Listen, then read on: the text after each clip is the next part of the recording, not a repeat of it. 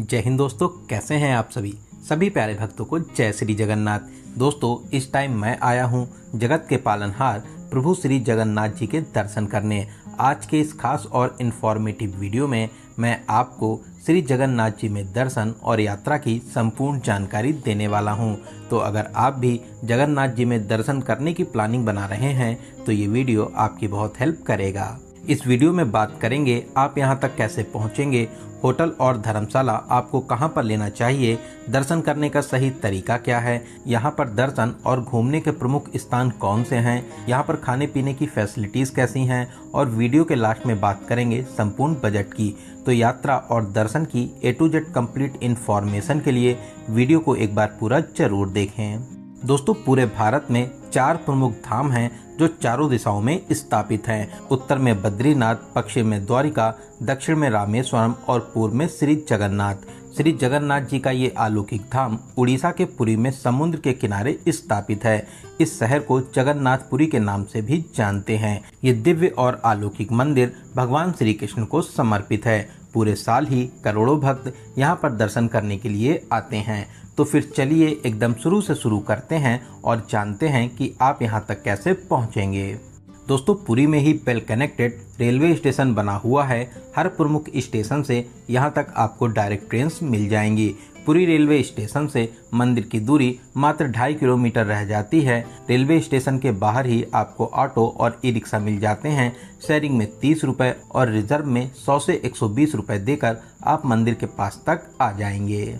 वहीं अगर आप फ्लाइट से आना चाहते हैं तो यहाँ का nearest airport Biju Patnaik airport Bhubaneswar में है, जो पुरी से लगभग 55 किलोमीटर दूरी पर स्थित है।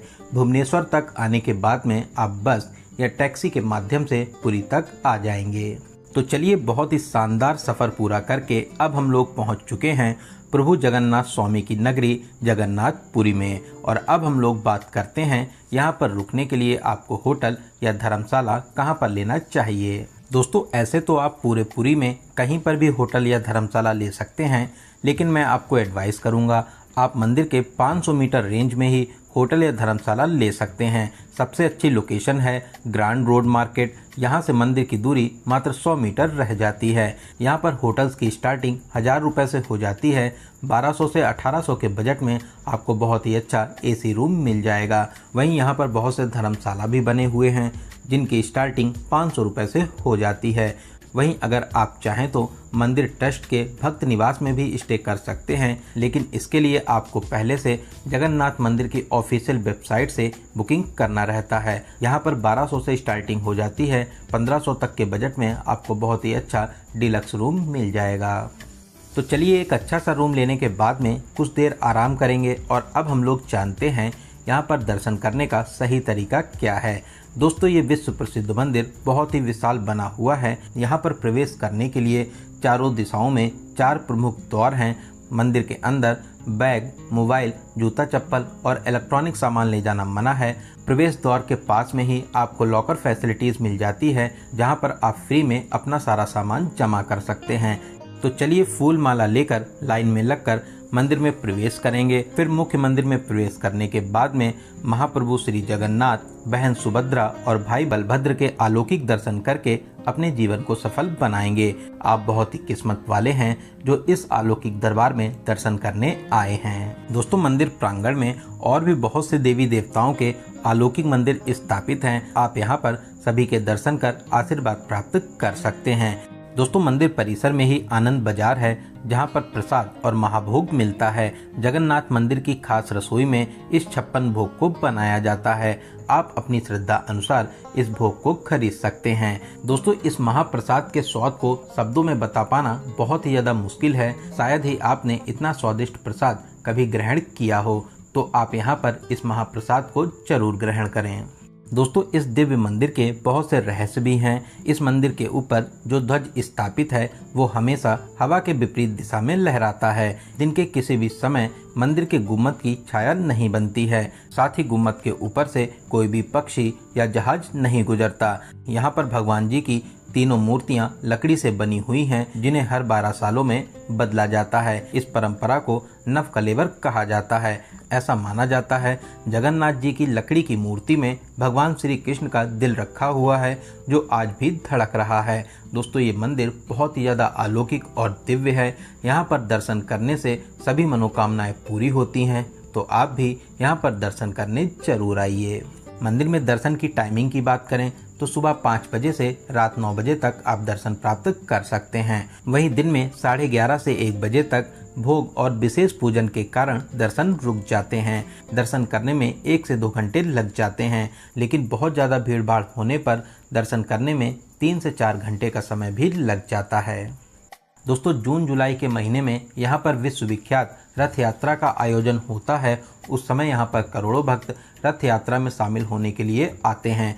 रथ यात्रा से 15 दिन पहले मंदिर में दर्शन बंद हो जाते हैं, फिर रथ यात्रा के बाद ही मंदिर में दर्शन प्राप्त होते हैं। तो चलिए दर्शन करने के बाद में अब हम लोग बात करते हैं यहाँ पर आप और कहाँ दर्शन और घूमने जा सकते हैं। दोस्तों शाम को 3 से 4 बजे के साइड में हम लोग चलेंगे गोल्डन बीच, जो मंदिर से लगभग 1.5 किलोमीटर दूरी पर स्थित है। दोस्तों मैक्सिमम लोग शाम को ही यहाँ पर एंजॉय करने आते हैं। यहाँ पर आप समुद्र की लहरों में बहुत ही अच्छे तरीके से मस्ती कर सकते हैं। साथ ही साथ हॉर्स राइडिंग और कैमल राइडिंग का भी मजा आप यहाँ पर ले सकते हैं। दोस्तों बहुत ही प्यारा बीच है। यहाँ पर आपको खाने पीने और शॉपिंग के बहुत से ऑप्शंस मिल जाएंगे।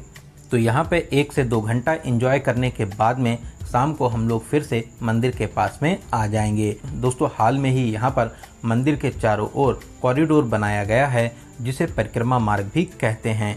इस कॉरिडोर को बहुत ही शानदार और प्यारे तरीके से बनाया गया है। शाम को लाइट में इसकी खूबसूरती में 4 चांद लग जाते हैं। इस परिक्रमा मार्ग पर बहुत से मंदिर भी बने हुए हैं। स्टार्टिंग में आप भगवान श्री कृष्ण जी के मंदिर में बहुत ही प्यारे रूप के दर्शन प्राप्त कर सकते हैं। फिर आप हनुमान जी के दर्शन कर सकते हैं और लास्ट में श्री स्वामी नारायण मंदिर में आप दर्शन प्राप्त कर सकते हैं। ये प्यारा सा मंदिर बहुत ही अलौकिक शैली में बना हुआ है। यहाँ पर दर्शन करके आपको बहुत ही ज़्यादा अच्छा लगेगा।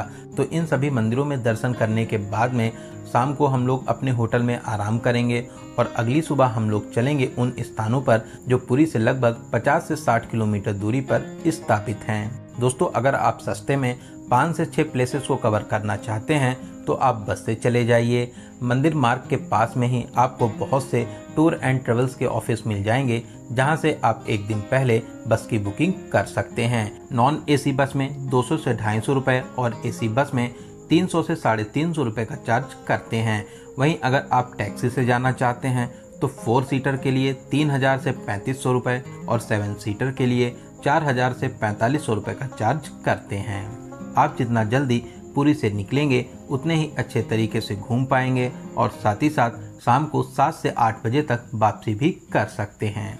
तो चलिए सबसे पहले हम लोग चलेंगे चंद्रभागा बीच, जो पुरी से लगभग 32 किलोमीटर दूरी पर कोणार्क मंदिर के पास में स्थित है। दोस्तों यहाँ पर चंद्रभागा नदी बंगाल की खाड़ी में आकर मिलती है। यहाँ पर दूर तक फैले विशाल समुद्र के सुकून भरे नज़ारों को देख सकते हैं। आप यहाँ पर बहुत ही अच्छे से मस्ती कर सकते हैं। साथ ही साथ आप अपनी यादों के लिए यहाँ पर प्यारी प्यारी फोटोशूट भी करा सकते हैं। तो यहाँ पर लगभग आधा घंटा तक एंजॉय करने के बाद में अब हम लोग चलेंगे कोणार्क सूर्य मंदिर। यहाँ पर आपको 40 रुपए का एंट्री टिकट लगता है। दोस्तों इस सूर्य मंदिर का निर्माण 13वीं सदी में गंग वंश के महान राजा नरसिंह देव ने करवाया था, जो कलिंग वास्तुकला का सबसे बेहतरीन उदाहरण माना जाता है। ये विश्वविख्यात मंदिर भगवान सूर्य देवता को समर्पित है। इस मंदिर को काला पैगोडा भी कहा जाता है। यहाँ पर आप मंदिर की भव्यता और कारीगरी देखकर अपने प्राचीन वास्तुकला पर बहुत गर्व महसूस करेंगे। अगर आप चाहें तो यहाँ पर गाइड भी कर सकते हैं, जिससे आपको मंदिर की बहुत सी जानकारियाँ मिलेंगी। इस प्राचीन मंदिर को यूनेस्को द्वारा विश्व धरोहर सूची में भी शामिल किया गया है। दोस्तों शाम को यहाँ पर 7 बजे के बाद में लाइट एंड साउंड शो भी होता है, जिसमें मंदिर के इतिहास और जानकारी को बहुत ही खूबसूरती से दिखाया जाता है। तो यहाँ पर 1 से 1.5 घंटा घूमने के बाद में अब हम लोग चलेंगे धौली हिल्स शांति स्तूप, जो कोणार्क मंदिर से लगभग 55 किलोमीटर दूरी पर स्थित है। दोस्तों ये शांति स्तूप बहुत ही विशाल बना हुआ है, जो भगवान बुद्ध को समर्पित है। यहाँ पर भगवान बुद्ध के जीवन को दर्शाया गया है। साथ ही प्यारा सा स्थान काफ़ी ऊंचाई पर स्थित है। स्तूप के पीछे ही प्राचीन शिव मंदिर भी स्थापित है। आप यहाँ पर भी दर्शन कर आशीर्वाद प्राप्त कर सकते हैं। तो यहाँ पर दर्शन करने के बाद में अब हम लोग चलेंगे श्री लिंगराज मंदिर, जो यहाँ से लगभग 7 किलोमीटर की दूरी पर स्थित है।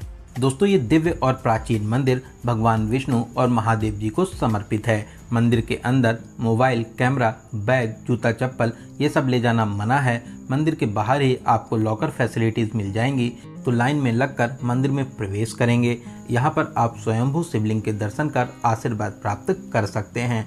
महादेव आपकी सभी मनोकामनाओं को जरूर पूरा करेंगे। दोस्तों बहुत ही विशाल और भव्य शैली में ये प्यारा सा मंदिर बना हुआ है। इसका निर्माण 10वीं शताब्दी में राजा जजाति द्वारा शुरू कराया गया था। इस विशाल मंदिर परिसर में सभी देवी देवताओं के 50 से अधिक मंदिर स्थापित हैं। आप यहाँ पर सभी के दर्शन कर आशीर्वाद प्राप्त कर सकते हैं। तो यहाँ पर दर्शन करने के बाद में अब हम लोग चलेंगे उदयगिरी और खंडागिरी, जो लिंगराज मंदिर से लगभग 12 किलोमीटर दूरी पर स्थित है। दोस्तों यहाँ पर 15 रुपए पर पर्सन का एंट्री टिकट लगता है। यहाँ पर प्राकृतिक रूप में बहुत सी गुफाएं बनी हुई हैं, साथ ही साथ कुछ गुफाओं को बनाया भी गया है। इस स्थान का निर्माण 250 ईस्वी के आसपास गुप्त वंश के राजाओं ने जैन साधु मुनियों के लिए करवाया था। उदयगिरी और खंडागिरी आमने सामने स्थित हैं। उदयगिरी में छोटी बड़ी 18 और खंडागिरी में 15 गुफाएं बनी हुई हैं। इसके अलावा खंडागिरी में जैन मंदिर भी स्थापित है। तो आप इन दोनों जगहों पर आराम से 1 से 1.5 घंटा घूम सकते हैं। तो यहाँ पर घूमने के बाद में अब हम लोग चलेंगे नंदनकानन जू, जो उदयगिरी से लगभग 25 किलोमीटर दूरी पर स्थित है। दोस्तों नंदनकानन जू बहुत ही विशाल एरिया में फैला हुआ है। यहाँ पर आपसे 50 रुपए का एंट्री टिकट लगता है। दोस्तों यहाँ पर आपको बहुत से जीव जंतु देखने को मिलते हैं। सभी तरह के चीते, शेर, हाथी, भालू, तेंदुआ, हिरण, जिराफ, साथ ही बहुत से तरह के सांप और पक्षियों को आप यहाँ पर देख सकते हैं। बच्चों के लिए यहाँ पर चिल्ड्रन पार्क भी बना हुआ है। इसके अलावा जगह जगह आपको सेल्फी पॉइंट्स भी मिल जाएंगे। आप अपनी यादों के लिए यहाँ पर प्यारी प्यारी फोटोशूट करा सकते हैं। शाम को लगभग 6 बजे जू बंद हो जाता है। तो यहाँ पर 2 से 3 घंटे घूमने के बाद में शाम को 8 से 9 बजे तक हम लोग पूरी वापस आ जाएंगे। अगर आपकी रात वाली ट्रेन है तो रात वाली ट्रेन से आप अपने घर के लिए वापसी कर सकते हैं। अगर आपके पास में एक दिन और एक्स्ट्रा है तो आप चिल्का लेक साइड भी घूमने जा सकते हैं। दोस्तों इन सभी प्लेसेस के अलावा भी पुरी में और भी बहुत से छोटे बड़े प्लेसेस हैं। आप अपने टूर प्लान के हिसाब से उन सभी को कवर कर सकते हैं। तो चलिए अब हम लोग जानते हैं यहाँ पर खाने पीने की कैसी फैसिलिटीज़ हैं। दोस्तों यहाँ पर आपको बहुत ही अच्छे और वीआईपी रेस्टोरेंट मिल जाएंगे। खाना पीना आपको बिना लहसुन प्याज के भी यहाँ पर मिल जाता है। इसके अलावा छोटे बड़े ढाबे भी हैं जहाँ पर आप नॉर्मल बजट में खाना पीना कर सकते हैं। बात करें यहाँ पर आने का सबसे अच्छा समय कौन सा रहता है, तो अक्टूबर से मार्च तक यहाँ पर आने का सबसे अच्छा समय माना जाता है। अप्रैल, मई और जून में यहाँ पर बहुत ज़्यादा गर्मी होती है। जुलाई, अगस्त और सितंबर में यहाँ पर बहुत ज़्यादा बारिश होती है। तो आप चाहें तो इस टाइम को अवॉइड भी कर सकते हैं। बात करें आपको यहाँ पर कितने दिनों का टूर प्लान बनाना चाहिए, तो 3 डेज और 2 नाइट का प्लान इनफ रहता है। अगर आप पुरी को और भी अच्छे तरीके से घूमना चाहते हैं तो फिर आप 4 डेज और 3 नाइट का प्लान भी बना सकते हैं। तो चलिए अब हम लोग बात करते हैं सबसे ज़रूरी क्वेश्चन बजट की। कितने बजट में आप इस पावन यात्रा को पूरा कर लेंगे। दोस्तों अगर आप 3 डेज और 2 नाइट का प्लान बनाते हैं और आप 2 से 3 लोग हैं तो फिर आप मान के चलिए कि 10,000 से 12,000 प्लस ट्रेन टिकट, इतने बजट में इस पावन यात्रा को बहुत ही अच्छे तरीके से कवर कर लेंगे। तो दोस्तों यहाँ पर मैंने आपको जगन्नाथ जी में दर्शन और यात्रा की हर एक छोटी बड़ी जानकारी को बहुत ही अच्छे और सही तरीके से देने की पूरी कोशिश की है। अगर फिर भी आपके क्वेश्चन रह जाते हैं तो आप हमें कमेंट के माध्यम से पूछ सकते हैं। दोस्तों आप इस वीडियो को कहाँ से देख रहे हैं और आपको ये वीडियो कैसा लगा कमेंट बॉक्स में ज़रूर बताइएगा। अगर आपको वीडियो की जानकारी अच्छी लगी हो तो अपने एक लाइक से हमें मोटिवेट ज़रूर करें। साथ ही साथ आप अपने सभी फ्रेंड्स और रिलेटिव में ज़रूर से ज़रूर शेयर करें। अगर अभी तक आप हमारी फैमिली यात्रा मित्र से नहीं जुड़े हैं तो प्लीज़ चैनल को सब्सक्राइब करके हमसे जुड़ जाइए। साथ ही साथ बेल आइकन प्रेस करने के बाद में ऑल नोटिफिकेशन को ज़रूर क्लिक करें। तो चलिए दोस्तों अब मिलते हैं किसी ऐसे ही इन्फॉर्मेटिव वीडियो में। तब तक आप अपना और अपने परिवार का बहुत ज़्यादा ख्याल रखें। आपकी यात्रा सफल, सुगम और मंगलमय हो। जय हिंद, जय भारत, जय जय श्री जगन्नाथ।